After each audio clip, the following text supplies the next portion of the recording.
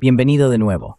Nos acompaña Chas Freeman, ex diplomático y ex subsecretario de Defensa, y muy relevante para la conversación de hoy, ex embajador de Estados Unidos en Arabia Saudí. Gracias por dedicar su tiempo. Es un placer volver a verle.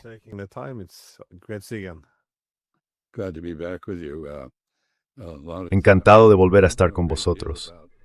Están ocurriendo muchas cosas y no sabemos gran cosa sobre lo que está pasando, porque tenemos de nuevo censura militar en Israel, lo que significa que las informaciones desde allí no son fiables.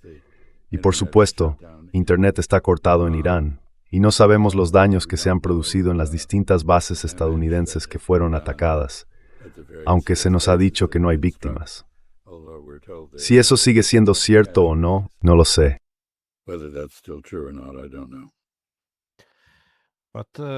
Desde tu perspectiva, cuando observas el panorama general, ¿cuáles son los objetivos estratégicos que Estados Unidos intenta alcanzar con este ataque?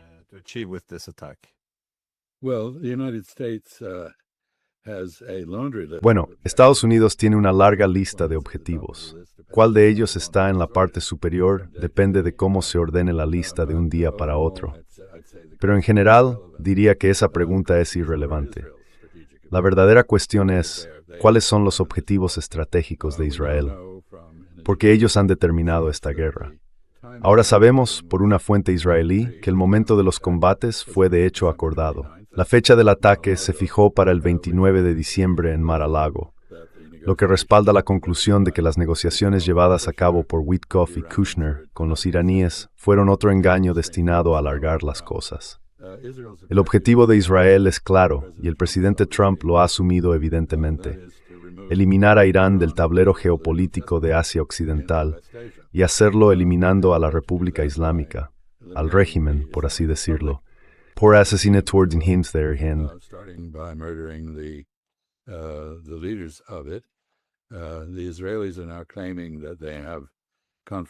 Los israelíes afirman ahora que tienen confirmación de que mataron al Ayatollah Jamenei, que su cuerpo fue hallado entre los escombros de su complejo. Si eso es cierto o no, no lo sé, pero sospecho que es muy plausible. Todo esto tiene todo tipo de implicaciones. Si se me permite adelantarme a ellas, porque hay muchas otras implicaciones aquí. Por un lado, Irán cuenta con un mecanismo de sucesión constitucional bien establecido. Presumiblemente, ese mecanismo entrará ahora en vigor. El Ayatollah Jamenei ha sido, al parecer, un opositor enérgico a la construcción de un arma nuclear para Irán. Su desaparición reforzará la posición de muchos en Irán que consideran que seguir el ejemplo de Corea del Norte es la única forma eficaz de garantizar la integridad del Estado.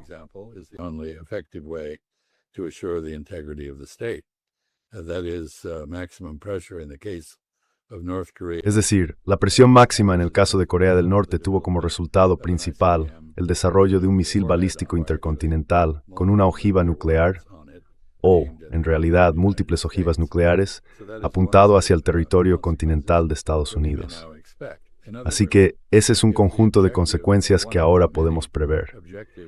En otras palabras, si el objetivo, o uno de los muchos objetivos de este ataque era, como se ha afirmado, eliminar por fin el programa nuclear iraní, es probable que tenga exactamente el efecto contrario. La segunda gran implicación es la siguiente. Hubo declaraciones de Hezbollah antes de que comenzara esta guerra, o antes de que comenzara esta fase de la guerra, porque la guerra ha estado en curso, solo que a baja intensidad hasta ahora.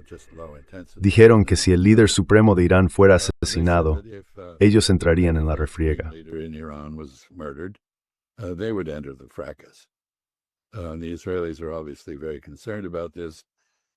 Los israelíes están obviamente muy preocupados por esto, ya que han llamado a los reservistas para reforzar la frontera con el Líbano, temiendo una repetición de algo como el 7 de octubre. Esas son las implicaciones inmediatas. Hay otras. Por supuesto, las personas atacadas, o más bien, el equipo o las bases atacadas en Kuwait, Bahrein, Qatar y los Emiratos Árabes Unidos, aunque aparentemente no en Omán ni en Arabia Saudí, son estadounidenses, no son locales. No hay indicios de que ningún kuwaití, bahreiní, qatarí o emiratí haya muerto, hasta donde yo sé.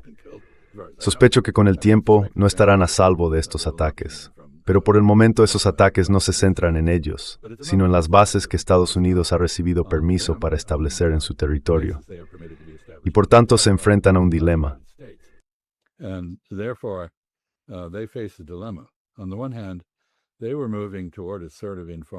Por un lado, se estaban moviendo hacia una especie de coalición informal con Irán para contrarrestar a Israel. Por otro lado, la acción israelí y estadounidense ha resultado en violaciones de su soberanía. Sabes, por supuesto, que Israel violó la soberanía de Qatar anteriormente, en junio, pero sin duda esto representa un dilema para ellos. ¿Qué pueden hacer? No pueden realmente respaldar un ataque contra Irán que incluye un ataque contra ellos mismos. Tampoco pueden ignorar el ataque contra ellos y de ese modo justificar la represalia iraní. Así que creo que será interesante observar cómo se desarrolla. No sé cuál será la reacción. Sin embargo, el punto principal, Glenn, es que se nos ha dicho que si el plan de ataque fue aprobado el 29 de diciembre, la fecha original para llevarlo a cabo era el 20 de febrero.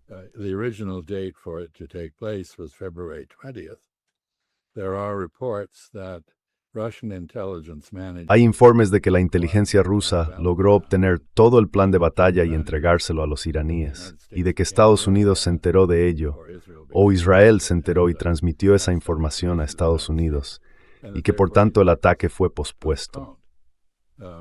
Desde el principio he tenido la sensación, y creo que lo dije hace aproximadamente una semana y media en una conversación contigo, de que las negociaciones eran un fraude, que no tenían un propósito serio. Sin necesidades de estar for todo expectat razonable de una respuesta iraní, que por Internet era casi inevitable. Ahora hemos visto excitado. We have now seen that is the case. This has caused Y esto ha provocado, creo, un verdadero despertar constitucional en Estados Unidos. Porque en cierto sentido, un presidente que lanza un ataque de esta magnitud contra otro país sin siquiera informar al Congreso hasta el último momento y sin pasar por el proceso constitucionalmente establecido de debatir la cuestión en el Congreso y obtener una decisión legislativa que respalde la guerra, bueno, eso es una violación grave. Y no solo hace eso, sino que alrededor del 75% de los estadounidenses, según la encuesta que se mire, se han opuesto a esta guerra. Así que no se trata solo de una violación constitucional. Es un acto dictatorial en contradicción con una opinión pública firmemente asentada.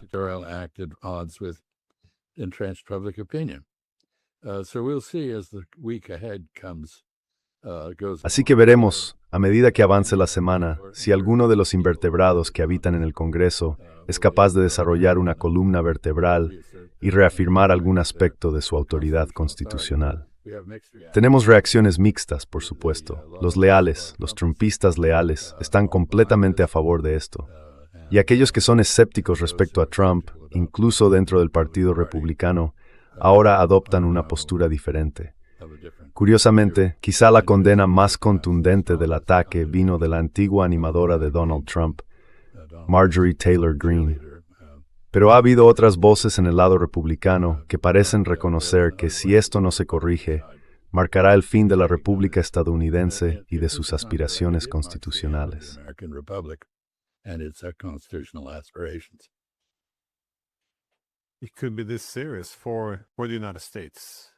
Podría ser así de grave para Estados Unidos. En efecto, bueno, hay distintos niveles de gravedad. Sabemos, por ejemplo, que quien prevalezca en esta guerra, que no va a terminar en unos pocos días, sino que tiene aspectos de una guerra de desgaste, Estados Unidos va a gastar una gran parte de su arsenal, ya mermado por la defensa de Ucrania en un periodo anterior y más recientemente por la defensa de Israel. Así que la capacidad de Estados Unidos para responder a otros desafíos, ya sea en Europa o en la región Asia-Pacífico, se ve muy reducida, ocurra lo que ocurra. Y por supuesto, si algunas de las estimaciones sobre las capacidades iraníes son de hecho correctas.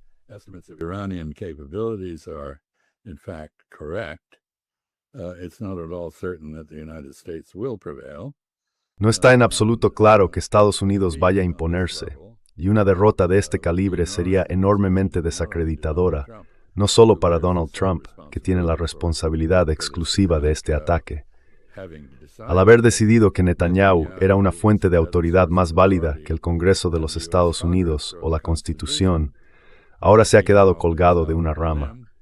Pero para Estados Unidos, esto sería una humillación.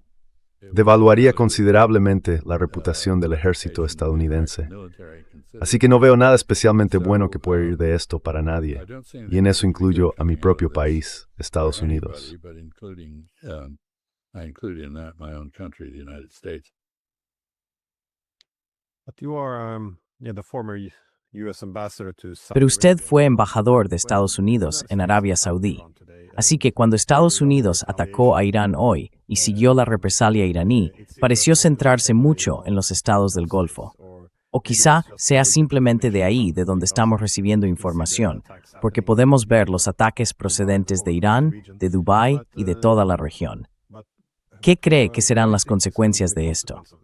¿Caerán algunos de estos pequeños reinos? Will some of these small kingdoms fall, or how do you view? No, I don't think so. No, no lo creo. They're all very nice. Creo que todos están muy bien atrincherados. Really, Algunos dependen de la tecnología de vigilancia israelí, tecnología de Estado policial para mantenerse en el poder. Creo que tienen un problema político. Desde luego, no pueden ser pro-israelíes. No pueden apoyar a Estados Unidos. No pueden respaldar a Irán. Están en una situación política difícil. Pero ya sabes, tienen una costumbre arraigada de diferenciar su retórica de sus acciones. Y son muy reacios al riesgo, y muy cautelosos. and they're very risk averse. They're very cautious. The exception is the UAE. The others are not. La excepción es los Emiratos Árabes Unidos. Los demás son notoriamente cautelosos. Hemos tenido una reacción de los saudíes condenando enérgicamente el ataque iraní contra otros miembros del Consejo de Cooperación del Golfo.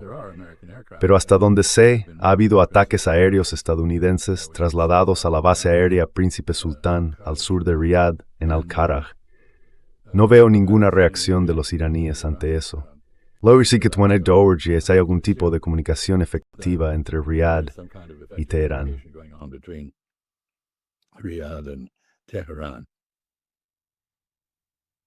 Yeah, well, Sí, bueno, dado que consideras que Estados Unidos, la República, está en juego aquí, ¿qué otros efectos a largo plazo crees que esto podría tener sobre los intereses estadounidenses? we have on U.S. interests.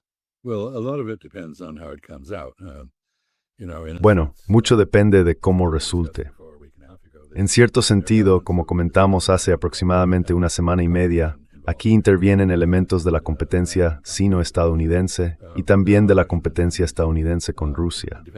Hay sistemas de armas defensivos rusos y chinos enfrentándose a sistemas ofensivos estadounidenses. Una de las consecuencias podría ser que la reputación de Estados Unidos como líder en armamento de alta tecnología se vea reforzada o empañada, y aún no lo sabemos. De hecho, hay mucho que desconocemos en este momento. No sabemos, por ejemplo, qué instalaciones fueron realmente destruidas en Irán. Installations were actually taken out in Iran. I mentioned we don't know what's happening in Israel either. Mencioné que tampoco sabemos lo que está ocurriendo en Israel. En la última ronda, en junio, la llamada Guerra de 12 días, se destruyeron allí unas 480 edificaciones. Nada de eso se informó en la prensa occidental debido a la censura militar y al control sionista de los medios estadounidenses y de otros medios occidentales. Así que no lo sabemos. Es demasiado pronto para juzgar la respuesta a la clase de pregunta que planteaste. Diré, sin embargo, que en cierto sentido hay una reunión del Consejo de Seguridad que comenzó justo cuando empezamos a hablar. Será interesante observarla. Tenemos las habituales declaraciones de apoyo al estilo de los estados vasallos por parte de algunos países europeos clave. Statements of support from some key European countries. We have a ridiculous statement from. Tenemos una declaración ridícula del presidente Macron, quien dijo que ordenó a los iraníes negociar de buena fe, como si fueran ellos los que estuvieran llevando a cabo un engaño. Muy difícil de entender, a menos que se tenga en cuenta su debilidad política y la fuerza del lobby sionista en Francia, así como la fuerte islamofobia que existe allí. Pero hemos tenido declaraciones de Alemania, del Reino Unido y de otros países que básicamente parecen seguir la línea estadounidense. Veremos qué ocurre en el Consejo de Seguridad.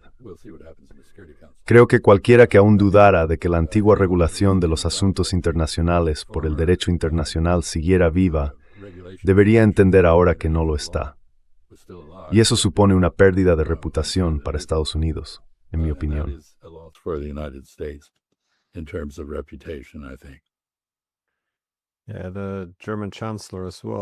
Sí, también el canciller Alemers.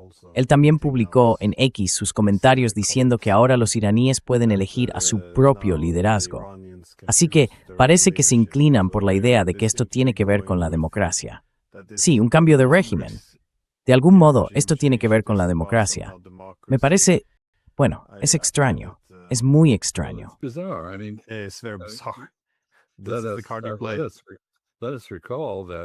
Recordemos que las protestas fueron alimentadas por el contrabando de 50,000 equipos de Starlink destinados a iraníes descontentos.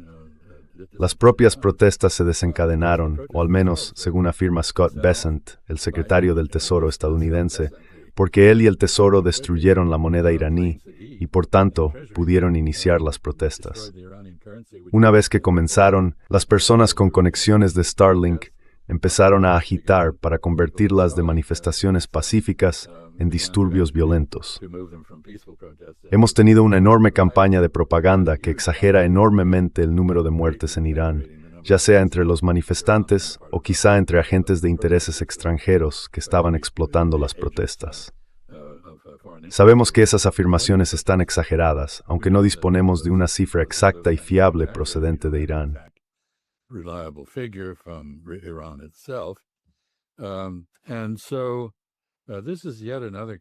Así que este es otro caso más en el que se sigue el mismo guión. Empobreces a la gente, la haces tan miserable que se siente obligada a protestar y a exigir un cambio a su propio gobierno, algún tipo de respuesta ante la miseria que estás causando. Y luego les dices qué es lo que aparentemente dijimos en esas negociaciones. Mirad, tenéis que renunciar a vuestra capacidad de defenderos. Deshaceos de vuestros misiles o os bombardearemos.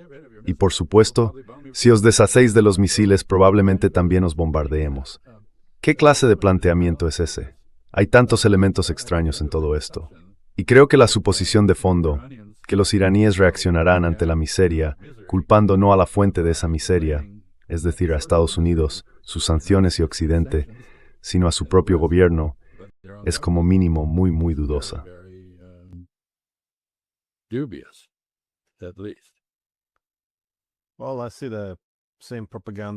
Bueno, veo que la misma propaganda es muy intensa en este país. Toda la narrativa se basa esencialmente en que no podemos permitir que los ayatolás adquieran un arma nuclear. Toda la premisa es que son actores irracionales, extremistas y que están persiguiendo un arma nuclear. Y ya sabes, esto es sí, y luego por supuesto se añade esa capa adicional sobre la democracia y los derechos humanos, y se vuelve casi inmoral estar en contra de la guerra en este punto.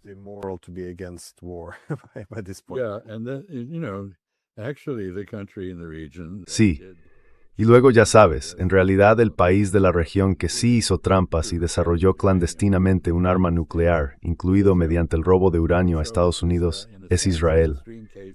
Así que esto es en cierto sentido un caso extremo de proyección. Israel se mira en el espejo y piensa, Dios mío, lo que yo hice ellos deben estar haciéndolo también. Bueno, hasta ahora no hay pruebas. Sabes, hay algo maravilloso circulando por internet, una estela escrita en cuneiforme del año 3000 a.C., que dice que Irán está a solo unos días de tener una bomba. Y ya sabes, quiero decir, llevan solo a unos días, o a unos años, o a unos meses, o algo así, desde que tengo memoria.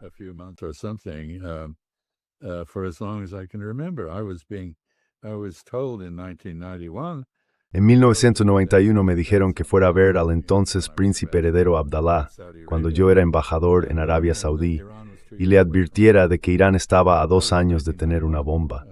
Eso fue en 1991. Ya ves, aquí estamos. Creo que han pasado más de 2 años desde entonces.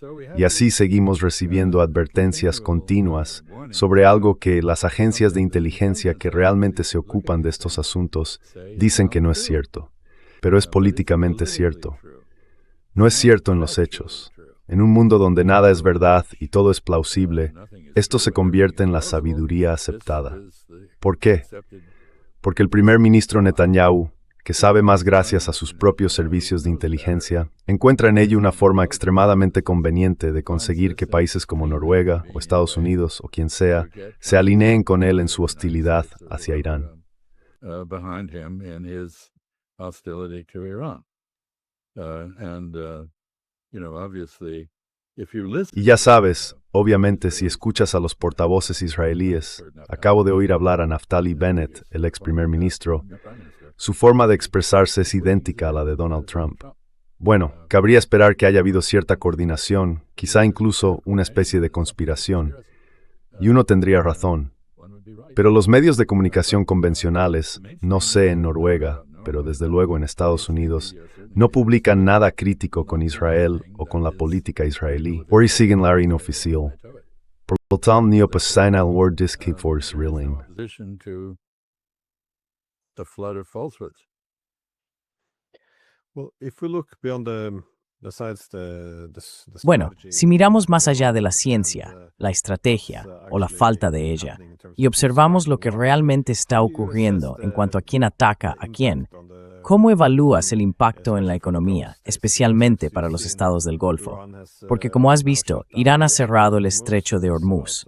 Aproximadamente el 20% del petróleo mundial pasa por allí. Más importante aún para los estados del Golfo, ¿cómo van a sobrevivir? Por supuesto, tienen reservas, pero ¿cuál será en amplios? Of course, they have reserves, but what will be the wider impact here? Well, it varies from country to country. Bueno, varía de un país a otro. Quiero decir, curiosamente, Omán, que está mayoritariamente fuera del estrecho de Hormuz, tiene reservas muy limitadas, y en la medida en que sus exportaciones de petróleo se vean afectadas, tendrá dificultades financieras. Los Emiratos Árabes Unidos tienen una posición de reserva sólida, un enorme fondo estatal de inversión. Arabia Saudí está algo por detrás. Arabia Saudí ya atraviesa dificultades financieras debido al bajo precio del petróleo. En la medida en que pueda exportar petróleo, lo cual no podrá hacer a través del Golfo Pérsico, donde realiza la mayor parte de sus exportaciones, en esa medida se beneficiará de la enorme inflación de los precios de la energía a nivel mundial que ahora podemos prever.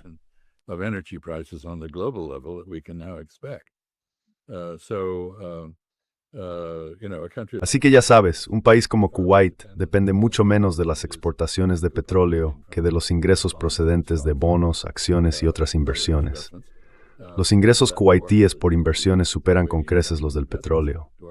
Bahrein es muy vulnerable. En algunos aspectos es una extensión de Arabia Saudí, de la que cabe esperar ayuda, aunque la caridad, por lo general, empieza y termina en casa. Bahrein, por supuesto, ha sido la sede de la Quinta Flota, que aparentemente fue atacada durante esta primera ronda de represalias. Qatar tiene enormes reservas y, por supuesto, comparte un yacimiento de gas en el Golfo Pérsico con Irán. Pero todos van a quedar paralizados, incluido Irán. But they're all going to get shut down, including Iran. Iran ships its oil through the Strait of Hormuz. Irán transporta su petróleo a través del estrecho de Hormuz. Así que, de hecho, esto es una especie de movimiento suicida por parte de Irán en términos económicos. Las implicaciones que tendrá dependen de cuánto tiempo dure esto. Y eso no lo sabemos. No podemos decir cuánto tiempo va a durar. No va a terminar en unos pocos días. ¿En qué momento los precios del petróleo se volverán ridículamente altos? Es una cuestión de conjetura por ahora, pero parece probable. Y permíteme decir una cosa sobre el cierre del estrecho de Hormuz. En el momento en que se declara algún tipo de bloqueo, como hizo el gobierno hutí en Yemen en el Mar Rojo, las compañías de seguros dejan de ofrecer cobertura a los barcos. Así que los transportistas no pueden utilizar esa ruta.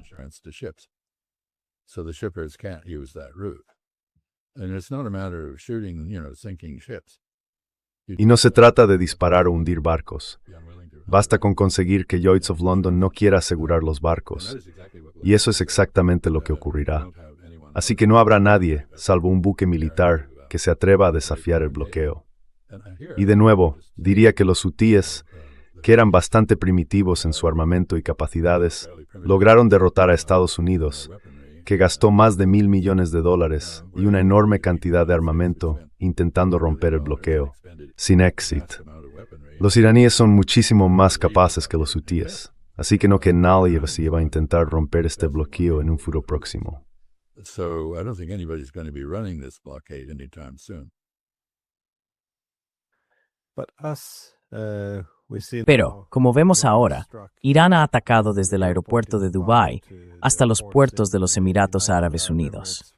¿Hasta dónde puede llegar esto antes de que arrastre a estos actores directamente a la guerra? ¿O acaso no tienen realmente con qué luchar desde el principio? or they don't really have anything to fight with to begin with.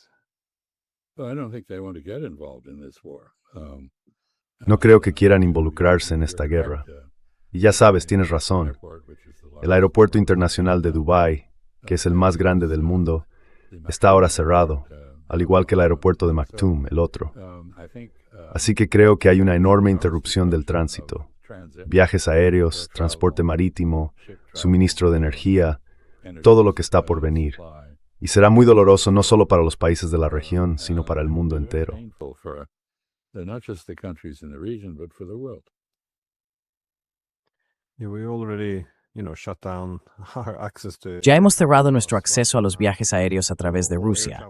Ahora todos los vuelos parecen pasar por Oriente Medio, y toda esa región también parece estar cerrándose. Es un poco sorprendente, o quizá no tanto, pero preocupa que con todos estos conflictos en el mundo, lo único que se haga sea echar más leña al fuego. Parece que hay muy pocos intentos serios de poner fin realmente a todo esto.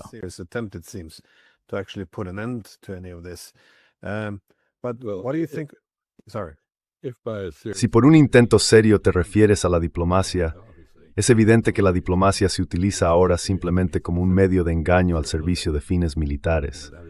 Esa es la lección de múltiples negociaciones estadounidenses con otros.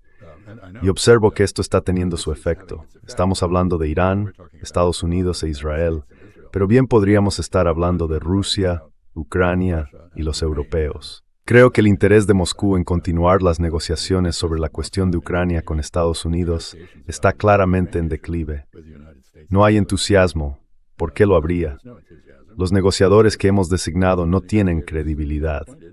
Han estado viajando por todas partes, últimamente sobre todo en Ginebra, engañando a la gente y sin llegar a ningún acuerdo. Cuando llegan a acordar elementos concretos de un trato, luego los repudian. No tienen autoridad de nadie más que de Donald Trump, y Donald Trump cambia de opinión de un minuto a otro. From minute to minute. But in terms of escalation, Pero en cuanto a la escalada, tanto a nivel regional como global, bueno, a nivel regional, supongo que ya hemos visto algo de eso. ¿Qué hay de la posibilidad de involucrar a Turquía o Egipto, algunos de los países más grandes? ¿Ves una amenaza en eso? O peor aún, si los rusos o los chinos empiezan a desempeñar un papel más evidente. Supongo que ya están haciendo algo para asegurarse de que Irán no sea derrotado. Well, I think the Russian and Chinese response. Bueno, creo que la respuesta rusa y china, como sugieres, se limitará en gran medida a una combinación de apoyo retórico, respaldo político y diplomático en la ONU y otros lugares, y transferencias de tecnología y armas defensivas, lo cual va a ser algo complicado en condiciones en las que las rutas marítimas estén cerradas y demás. Pero el punto más amplio, creo, es que los chinos y los rusos sacarán provecho del descrédito de Estados Unidos. En cuanto a tu pregunta sobre si la guerra debería ampliarse más, ¿qué harían Egipto y Turquía? ¿Por qué se involucrarían en esto? Ciertamente no apoyarían a Israel y a Estados Unidos en este contexto. ¿Podrían aliarse con Irán? Could they make common cause with Iran? Well, the Turks might. Bueno, los turcos podrían proporcionar de forma útil armamento y apoyo militar indirecto. Egipto realmente no tiene la capacidad para hacerlo. No creo que los egipcios estén muy descontentos con los israelíes, pero no los veo creando una distracción. Así que no estoy seguro de cómo se ampliaría la guerra más allá del Levante e Irán, los países del Golfo Pérsico. Existe, por supuesto, la posibilidad, dependiendo de lo mal que se comporte Israel, de que Pakistán, que ahora tiene un pacto de defensa con Arabia Saudí y ha sido objetivo de operaciones israelíes, sea actualmente el objetivo de operaciones indias. Los indios apoyando a los talibanes en la guerra entre Afganistán y Pakistán.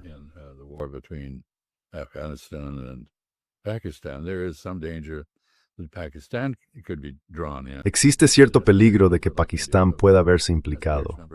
Tiene un gran número, al igual que la India, de ciudadanos que trabajan en el Golfo, en Arabia Saudí y en otros países del Golfo.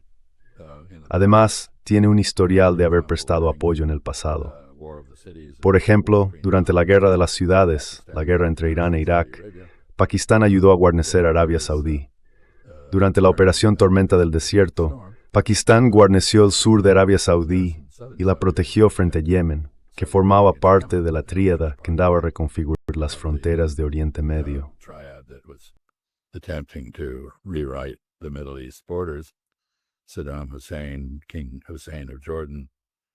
Saddam Hussein, el rey Hussein de Jordania y Ali Abdullah Saleh en Afganistán y Yemen formaban parte de un plan que no funcionó.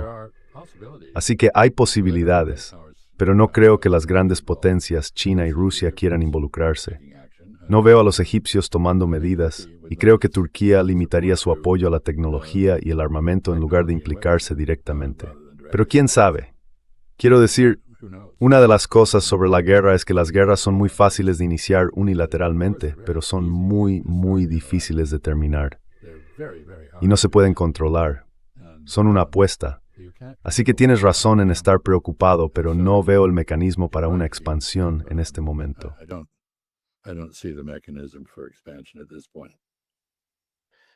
Yeah, well, the comments coming out of Turkey and Egypt so far. Sí, bueno, los comentarios que han salido de Turquía y Egipto hasta ahora se han centrado en la preocupación por sus, bueno, no son aliados, pero al menos sus amigos, los estados del Golfo. Así que no se han expresado como un apoyo a Estados Unidos o a Israel en cuanto al ataque, sino más bien, sí, supongo que algo así tenía que decirse para mostrar cierta solidaridad con los estados del Golfo, sin hacer realmente nada.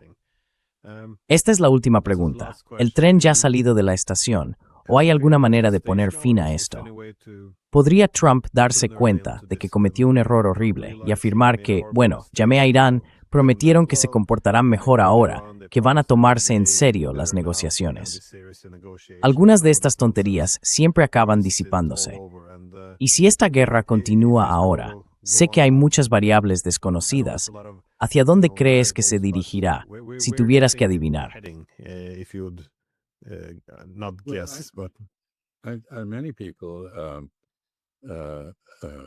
Mucha gente cree, con razón o sin ella, que Irán está en realidad mejor preparado para gestionar una guerra de desgaste que Israel o Estados Unidos. Estados Unidos, como mencioné, ha agotado gran parte de su arsenal en otras aventuras en distintos lugares y en la defensa previa de Israel. Básicamente, Israel no fue capaz de seguir defendiéndose durante la llamada Guerra de 12 días de junio. Al final, como sabes, quedó vulnerable a un ataque iraní. He aquí una pregunta cuya respuesta desconozco. Quizá alguien la sepa. Si observas la Guerra de junio, en la que Irán lanzó la primera respuesta efectiva a la agresión israelí por parte de alguien en la región en muchas décadas, comenzó su andanada de misiles sobre Israel, utilizando sus misiles más obsoletos y menos capaces, con el propósito de agotar la capacidad de autodefensa de Israel. Y tuvo éxito en ello. Terminó la guerra con misiles hipersónicos.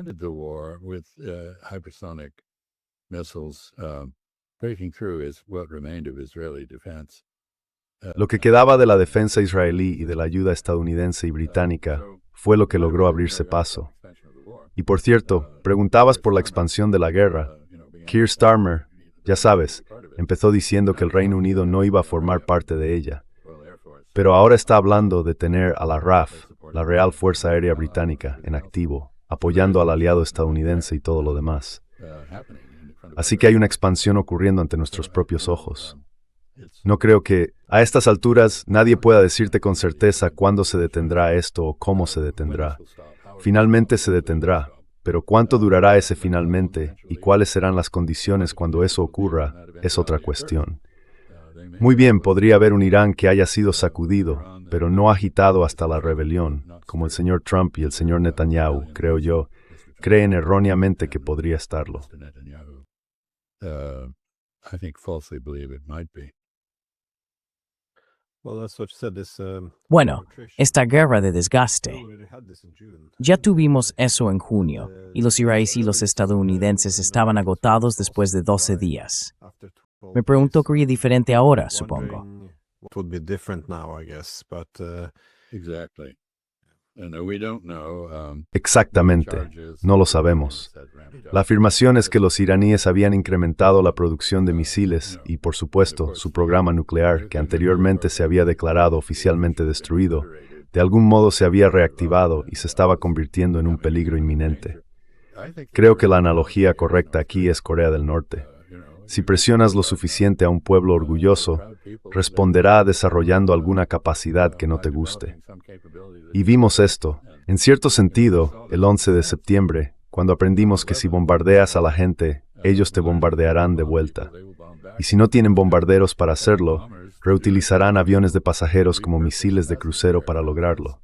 La ingeniosidad humana no se somete a las amenazas.